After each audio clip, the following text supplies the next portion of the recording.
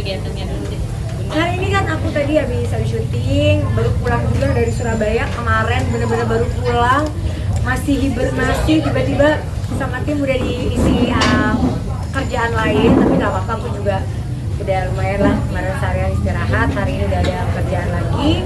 Terus hari ini launching juga short challenge kan dari Korea, karena memang aku lagi ikut lomba X-Delik sama pihak Korea, jadi otomatis kerjaan kita dengan Korea tuh jadi makin banyak. Tapi memang kerja sama aku sama Korea ini kan dari tahun 2015, 2016 ya, jadi memang udah lumayan lama lah berhubungan dengan Miss Ayu terutama. Bun kemarin ke Surabaya, mungkin ada Iya, berita selamatin dong. Selamat Bun. Enggak, bukan gini, karena bisa sampai di titik ini itu aku belum pernah bangga sama diriku sendiri sampai sebegininya gitu. Maksudnya kayak, iya aku kayak ngerasa, hah, kamu berhasil gitu. Karena jujur, mungkin aku nggak banyak share tentang misalnya habis ujian, tiba-tiba aku sebelum ujian aku infus, habis ujian tiba-tiba aku masuk emergency lah.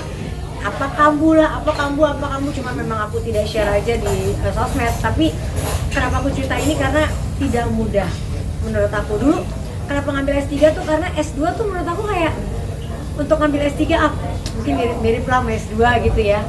Tapi ternyata wow, dan aku nggak bilang, aku juga nggak salah memilih universitas karena memang di sini tidak ada privilege gitu ya. Mereka benar-benar kita benar-benar seperti mahasiswi pada umumnya gitu. Jadi aku bangga banget bisa melewati setiap proses dari awal perkuliahan sampai akhir. Di tengah aku udah berkali-kali nelfon promotor dan kopromotor, saya menyerah, saya nggak kuat, saya jadi keteter ngurus yang lain, gini, takutnya nanti semua berantakan, udah dengan semua alasan. Tapi mereka yang selalu, kamu udah nyemplung gitu ya, kita nggak masalah kalau memang nggak kuat, kita nggak mau paksa. Tapi aku juga kayak malu kan kalau tiba-tiba gak lulus gitu, kayaknya kayak Gashan, kamu pasti bisa gitu. Jadi menurut aku perjuangan aku di sini luar biasa banget dan nggak mudah, tapi ternyata kita bisa gitu ya. Kita mungkin orang-orang yang juga sekarang lagi berjuang, kalian pasti bisa gitu, asal memang kita fokus dan kita bisa benar-benar niat, rajin, niat itu udah kunci utama. Nggak bisa cuma kayak mau gelar aja gitu, nggak bisa. Kalau untuk S3 sih ya, aku baru ngerasain luar biasa gitu. Ambilnya apa sih, Bun? Pengembangan sumber daya manusia. Ada yang pengembangan sumber daya manusia. Tapi di situ status ya kenapa? Jurusan hukum itu apa? Itu panjang banget aku ceritakan, ya. Tadinya memang aku ada yang ingin aku lakukan dari hal itu, tapi ternyata melalui semua proses dalam kehidupan, pasti orang-orang pada bilang kayak, Aurel, Bun udah ya, jangan kuliah-kuliah lagi, udah cukup ya gitu. Tiba-tiba aku daftar lagi karena aku dapet, jadi ada kalau kita kayak misalnya aku udah selesai S3, ada jalur yang misalnya kuliah S1 itu harusnya 3,5 tahun. Ini aku lewat jalur namanya RPL, itu untuk ngambil kuliah hukum bisa hanya dengan 2 tahun. Karena kalau aku udah sampai lulus S3 harus ngambil S1 yang 3,5 tahun sih, rasanya aku juga nggak mau ya. Karena ada jalur ini dan aku kepengen banget, memang dari dulu passionnya, rasanya aku tuh cocok pengen jadi ini gitu. Aku nggak bisa bilang dulu karena ada lah yang nggak boleh dong. Nanti kalau dari gembar-gembar dulu nggak spesial lagi, dan aku ingin bisa bermanfaat buat orang banyak nanti. Jadi ya bismillah lah, doain semoga. Kalau S1 kan maksudnya udah pernah dilalui ya, jadi paling yang aku benar-benar akan luar biasa menghafal tuh pasal-pasal, karena pasal pidana aja banyak banget gitu kan. Mungkin karena kebanyakan sering kasus tuh jadinya udah hatam ngurusin kasus sendiri gitu. Nah, abis ini udah kuliah lagi online. Insyaallah. Bun, kenapa aware banget sih Bun sama pendidikan, khususnya untuk diri sendiri? Nggak, jujur kalau misalnya ditanya mau mengejar apa sih, kan orang pasti bertanya kuliah tuh apa yang mau dicari, pengen dapet title setinggi apa gitu. Jujur aku sebenarnya nggak ke arah yang, ya memang pengen aja mengimprove diriku sendiri dan mengupgrade diri ya gitu. Kalau ditanya tantangannya pasti besar banget, karena kan pasti ada waktu-waktu yang harusnya bersama keluarga, harusnya ngurusin suami, anak dan apa dan pekerjaan, ya harus agak sedikit di-combine dengan selama perkuliahan gitu. Tapi ya alhamdulillahnya aku S1 aku tuh nggak pernah kepikiran ambil S2.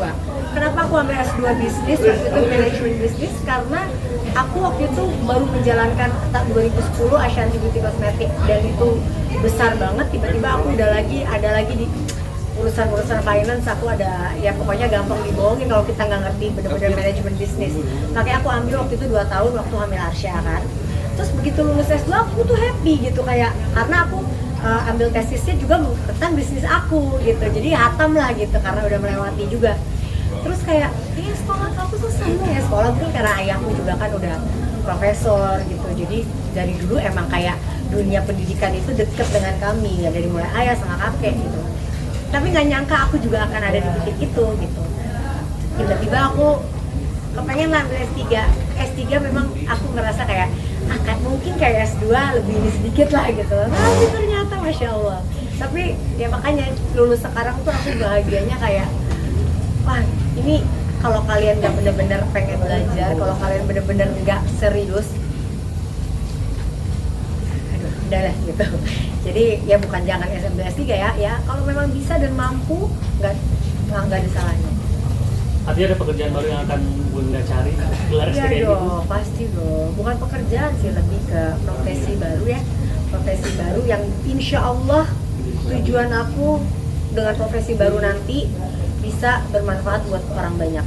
Itu paling penting karena aku tuh orangnya aware banget sama kejadian-kejadian dan khususnya di negara kita ya. Apalagi tentang kekerasan terhadap perempuan dan anak ya kan, yang undang-undangnya menurut aku kalau kemarin di Cina ada ayah mencabuli anaknya langsung hukum mati. Ada hal-hal kayak gitu tuh kuat gitu. Nah di Indonesia ini aku dan tesis aku nanti yang buat aku skripsi berarti S1 sih. Skripsi itu S1 itu tentang apa yang akan aku perjuangkan buat yang akan aku lakukan. Berarti pengen jadi pengacara kah apa jadi jaksa mungkin? Atau mungkin mau ke politik Bun, seperti apa Bun? Kalau ke sana aku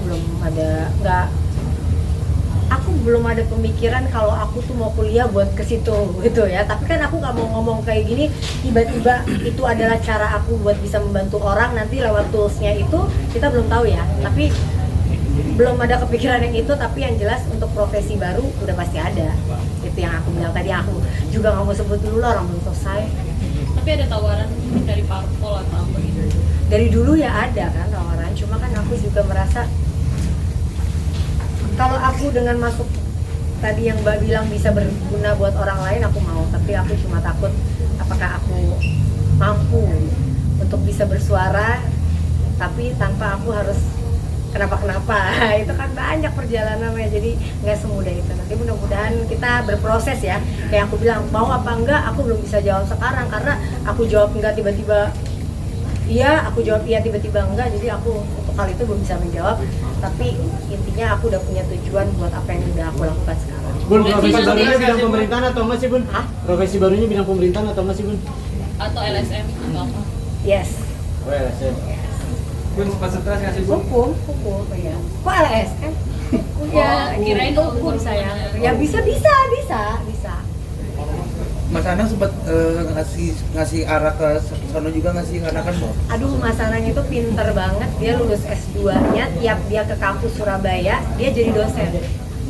Padahal belum lulus S2, cuma dia kuliah offline. Kan kalau di Erlangga tuh nggak boleh full online kan. Jadi kita harus ada bolak-balik ke Surabaya juga. Setiap kali Mas Anang, karena dia ambilnya industri musik, ya dia hatam, dia pernah menjadi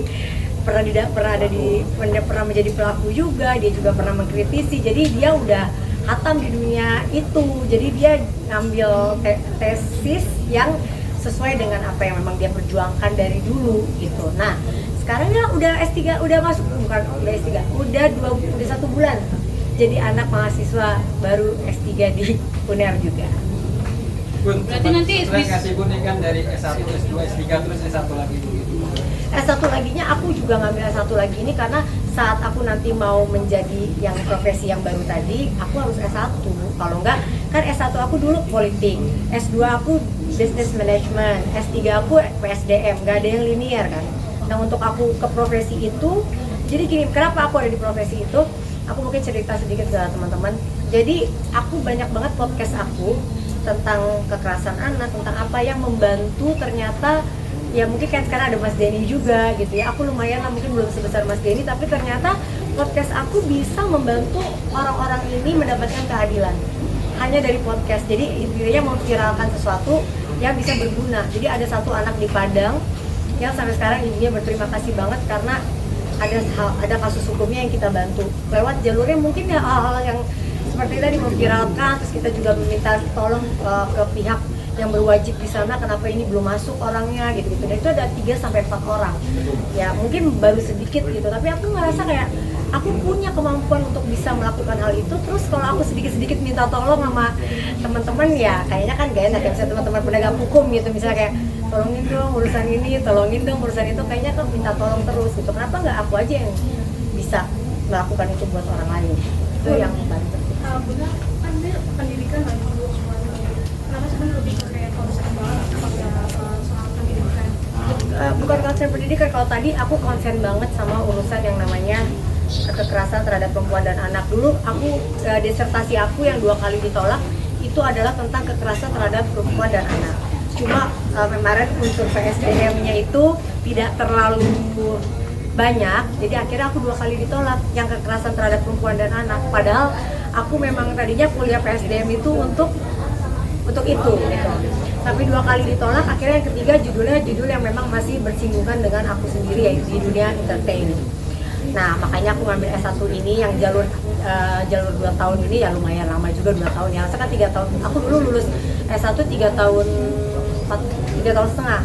Jadi 2 tahun sebenarnya ya lumayan, tapi menurut aku cukup untuk aku punya ilmu dan cukup aku punya gelar untuk bisa aku nanti melakukan apa yang aku inginkan saat yang tadi itu. Jadi gak usah minta tolong, ya aku sendiri yang bisa memperjuangkan mereka gitu. Bun, berarti nanti wisudanya bareng Mas Anang?